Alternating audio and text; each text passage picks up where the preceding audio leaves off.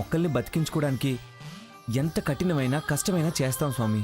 జీవం విలువ తెలిసి ప్రాణిని కాపాడాలనే మీ ఆరాటం ఆ శివయ్య గ్రహిస్తాడు. తప్పకుండా మేలు చేస్తాడు. వేయించిన గోధుమ పిండితో బెల్లం కలిపి 108 లడ్డూలు చేసి ఆ పార్వతీ పరమేశ్వరులకు నైవేద్యం పెట్టి చుక్కలు పొడిచాక ఆవుకి తినిపించిన గంగమ్మలో కలిపిన వెంటనే ఆయనే దారి చూపిస్తాడు. ఆ 108 గోధుమ లడ్డూలు చేసే సమయంలో మనసులో ఆ పరమశివుణ్ణి తలుచుకుంటూ కోరిక చెప్పుకోవాలి. అలాగే స్వామి, అయితే ఇప్పుడే ఆ గోధుమ లడ్డూలు చేస్తాము. ఆ పార్వతీ పరమేశ్వరులని కొలుస్తాము. శుభం జరుగుతుంది తల్లి. స్వయముగా వెలిగేటి శక్తి దేనికి లేదు, ఆ పరమేశ్వరునికి తప్ప తెలుసుకోండయ్యా.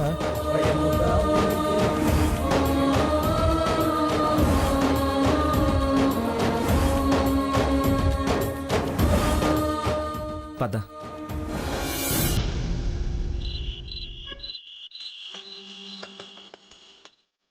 ఓం నమః శివాయ.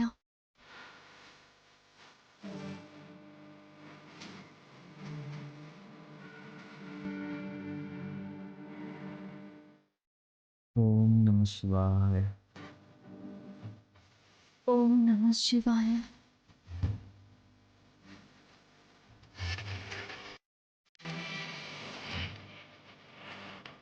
ఓం నమః శివాయ.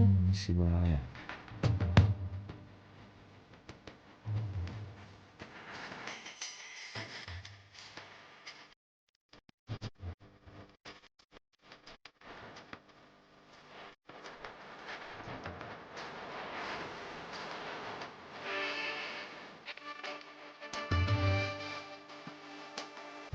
రఘు, ఈ ప్రసాదాన్ని గోమాతకి పెట్టొద్దాం. సరే పద.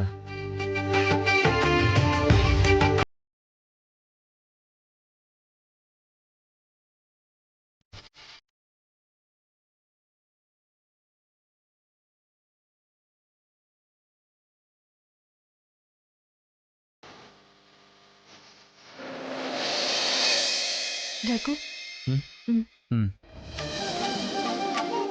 అమ్మా గోమాత, నిన్ను అమ్మ తర్వాత అమ్మ అంటారు. కామధేనువుగా నిన్ను పూజిస్తే కామితాలు తీర్చే తల్లివి నువ్వు.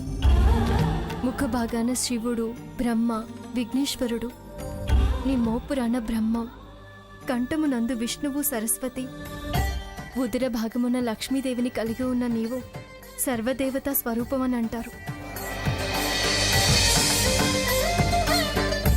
భక్తితో నిన్ను ప్రార్థిస్తున్నాను. నలుగురికి ఉపయోగపడుతూ బ్రతకాలనే మా కోరిక మన్నించి మమ్మల్ని కరుణించి తల్లి, మమ్మల్ని ఆశీర్వదించి చల్లగా చూడు. కోరికలు తీర్చే కామధేనువువి, మా కోరిక నెరవేరేలా దీవించు తల్లి.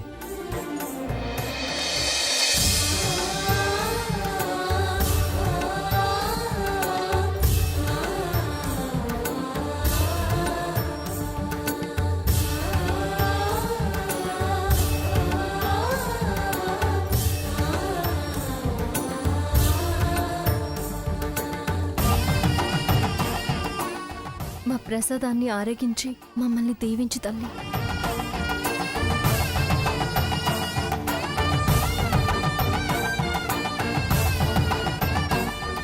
పద.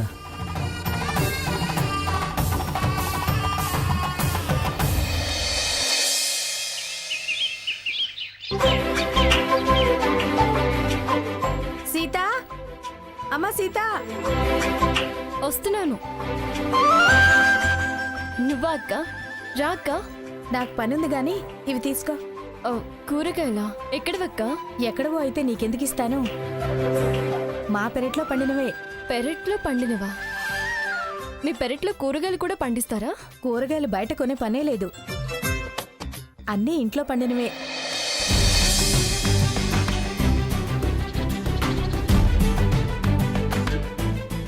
కూరలు కొనకుండా పెరట్లో పండిస్తున్నారా? నీలా ఎంతమంది ఇలా పెరట్లో పండిస్తున్నారక్క? చాలా మందే ఉన్నారు. ఎందుకమ్మా సీత? అక్క ఏమనుకోకపోతే అలా మొక్కలు పెంచే స్థలం ఉన్న వాళ్ళందరినీ ఒకసారి రమ్మనవా ప్లీజ్? నువ్విలా చెప్తున్నావు అంటే ఏదో లాభం వచ్చి దారే చూపిస్తావు. ఉండు, ఇప్పుడే చిటికలో పిలుస్తాను. ఈ చాటు తీసుకో.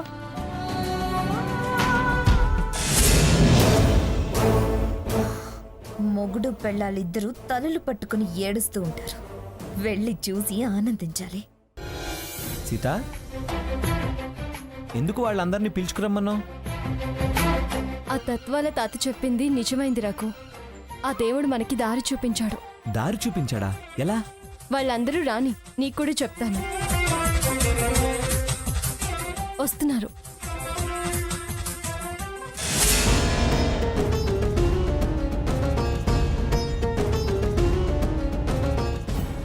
అమ్మా సీత, చాలా మంది పనులకెళ్లారు. ఉన్న వాళ్ళని మాత్రమే పిలుచుకొచ్చాను. నువ్వు విషయం ఏంటో చెప్తే నేను సాయంత్రం అందరికీ చెప్తాను.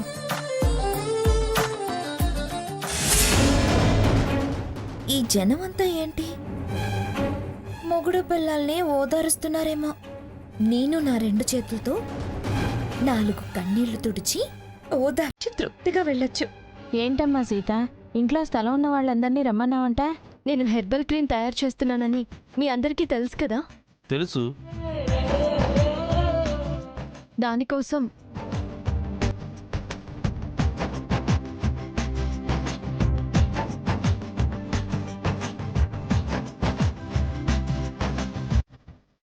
అందుకని మొక్కలు నాటే అవకాశం లేక వాటిని వెనక్కి తీసుకుని వచ్చాం.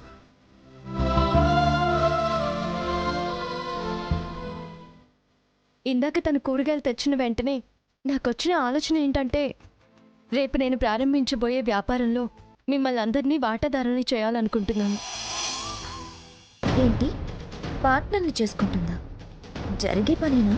మా దగ్గరే ఉన్నాయి వాటాలో కలవటానికి. మీరేమీ డబ్బులు పెట్టుబడి పెట్టాల్సిన అవసరం లేదు. డబ్బు లేకుండా వాటాలు ఎలా వస్తాయి? మీ పెరడు, మీ కష్టమే మీ పెట్టుబడి. అంటే మీ అందరికీ మీ స్థలాన్ని బట్టి పెంచగలిగే ఔషధ మొక్కలను ఇస్తాను. మీ పనులు మీరు చేసుకుంటూనే పెరట్లో ఔషధ మొక్కలు పెంచొచ్చు. వాటిని ఉపయోగించి నేను మందులు తయారు చేసి మార్కెట్లో వాటిని అమ్మి ఆ డబ్బులో నుంచి పెట్టుబడి తీసేసి లాభంలో మీ మొక్కలకు ఎంత విలువైతే వస్తుందో దాన్ని మీకు పంచుతాను. ఏమంటారు? సూపర్.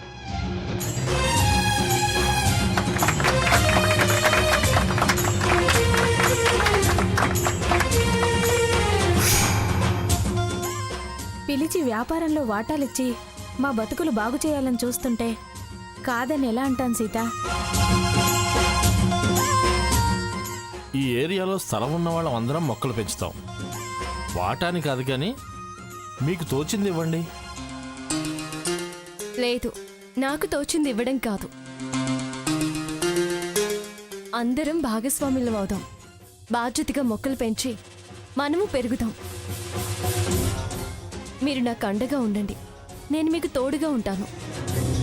ఇంత మంచి మనసున్న తల్లివి, మాకు తోడుంటానంటే అండగా ఏంటమ్మా? నీకోసం మా ప్రాణాలైనా ఇస్తాం. అమ్మ సీత, నువ్వు సామాన్యురాలివి కాదు. మొత్తం లేబర్ని బుట్టలో వేసుకున్నావు. వీళ్ళ చేత మొక్కలు పెంచుతావా? సరే కానివ్వు. మీరంతా ఇలా ముందుకొచ్చి మాకు ధైర్యం ఇచ్చినందుకు మీ అందరికీ చాలా థ్యాంక్స్ అండి. థ్యాంక్స్ మేమే మీకు చెప్పాలి బాబు. తరతరాలు మిమ్మల్ని తలుచుకుంటూ మా పిల్లా పాపలు బతికేయాలి. అవతలాడి కంచంలో బువ్వలాక్కునే ఈ రోజుల్లో మీ కంచంలో పట్టెడన్నం మాకు పెట్టాలని చూసే మీరు మహారాజులు బాబు. సరే రండి. మీరెవరెన్నని పెంచగలరో అన్నన్ని మొక్కలు ఇస్తాను. తీసుకెళ్తురు గాని రండి.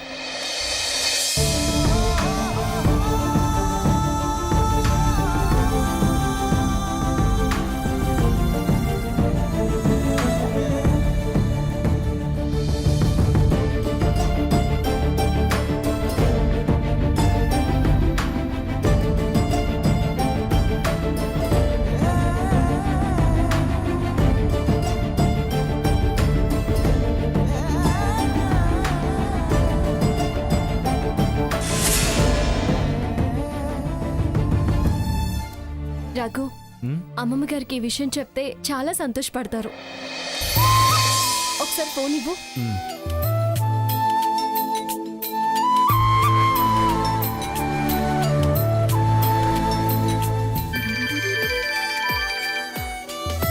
సీత, చెప్పు సీత. అమ్మమ్మ గారు, నాకు ఒక మంచి ఆలోచన వచ్చింది. అయినా నీకు కాకపోతే ఇంకెవరికి వస్తాయి మంచి ఆలోచనలు? ఆ ఆలోచన ఏమిటో చెప్పు.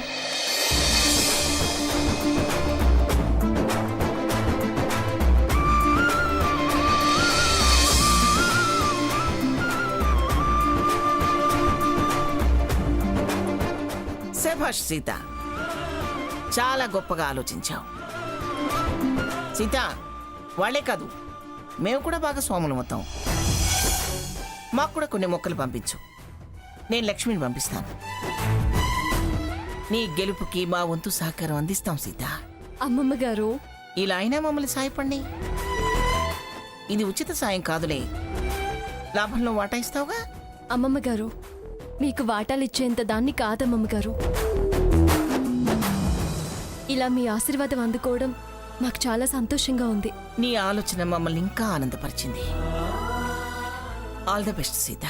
థ్యాంక్ యూ అమ్మమ్మ గారు. ఉంటాను. అలాగే.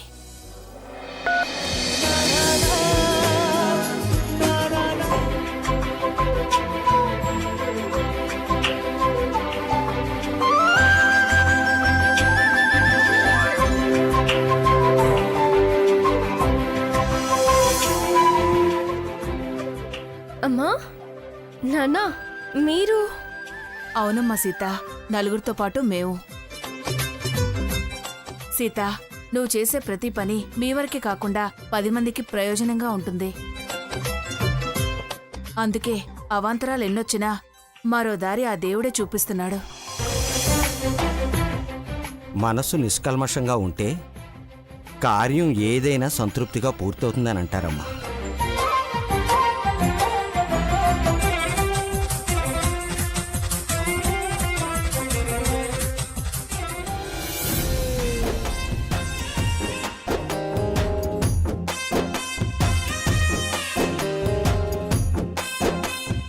రఘు, అచ్చుడు. అత్తయ్య గారు, మీరందరూ లైన్లో ఏంటి?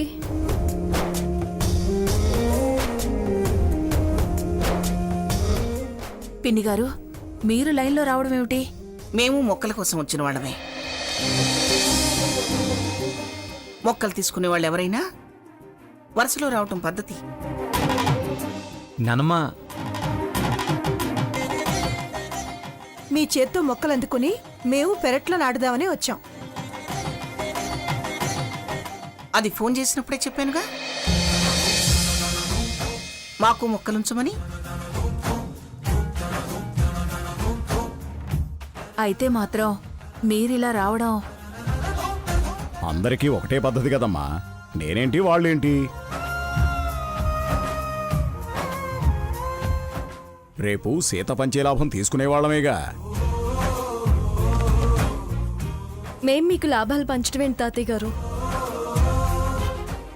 అంతా అమ్మమ్మ గారు పంచే అదృష్టమే.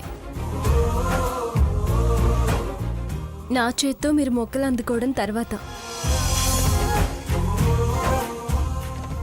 ముందు మీ చల్లని చేతులతో మా పెరట్లో మొక్కలు నాటండి అమ్మమ్మ గారు.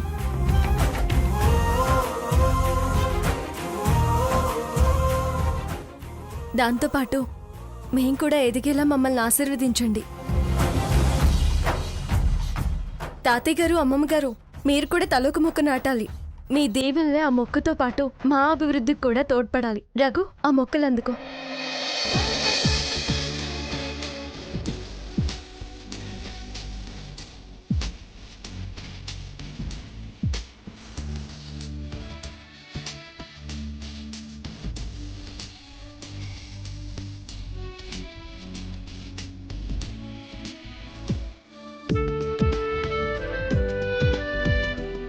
అమ్మమ్మ గారు, మా పెరట్లో మొక్కలు నాటుతురు కానీ రండి. ఆగండి, ఆగండి, ఆగండి.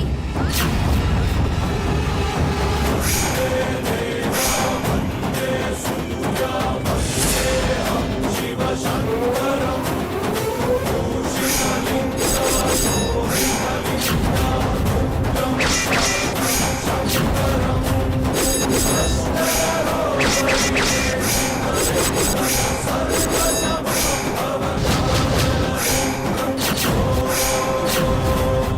స్వర్ణ, ఏంటి నువ్వు చేసిన పని? ఆవిడ గారి ఎదుగుదలకు నాటుతున్నారంటే నేను పైకి లేవకుండా సమాధి చేస్తున్నారా? ఏం మాటలేవి?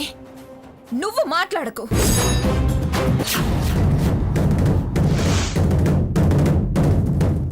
మాట్లాడితేనే ఇలా తయారయ్యావు. ఇంకా మేము మౌనంగా ఉంటే ఎంత పతనం అవుతావో. ఇంత వారవలేనితనం పనికిరాదమ్మా. ఆపండి మాస్టారు.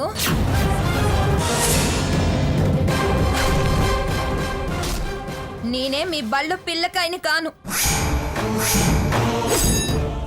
నాకే మీరు నీతి వాక్యాలు చెప్పనవసరం లేదు. చూడు స్వర్ణ, మంచి అనేది చెడిపోతున్న వాళ్ళకి ఎవరికైనా చెప్పొచ్చు.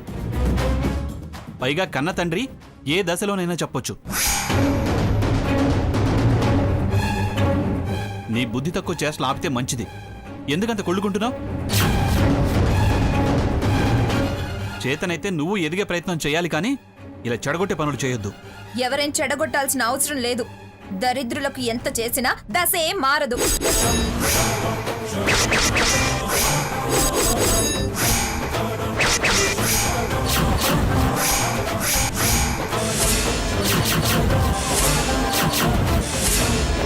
మేం దరిద్రులమే కావచ్చు, నీ దశ మాత్రం ఏం గొప్పగా ఉందే?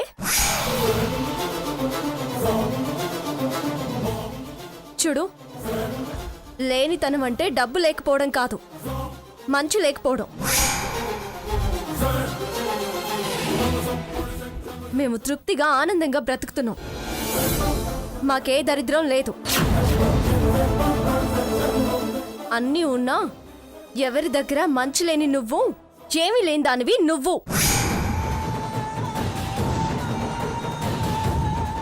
అయినా నా బతుకు ఏం చేస్తాయి నీకెక్కడుందే? ఆహా, నువ్వు నీకో స్థాయి, అది నాకు లేదు. నీ దశ ఏంటో, నీ శక్తి ఏంటో, నీకున్న అదృష్టం ఏంటో పచ్చని నేల మొక్క మొలవకుండా అవటంలోనే అర్థమైంది. నిన్నెలాగో ఎవరూ బాగు చేయలేరు. బాగు చేయటం ఆ భగవంతుని వల్ల కూడా కాదని ఆ నేలే నిరూపించింది. ఏం నిరూపించింది? ఆ దుర్మార్గపు పని ఎవరు చేశారో మాకు తెలుసు. పరిమాల వచ్చి మొక్కల్ని నేలకేసి కొట్టి నీ అక్కస్తో నీ బుద్ధి బయట వేసుకోవడమే కానీ ఏ లాభం చెప్పు?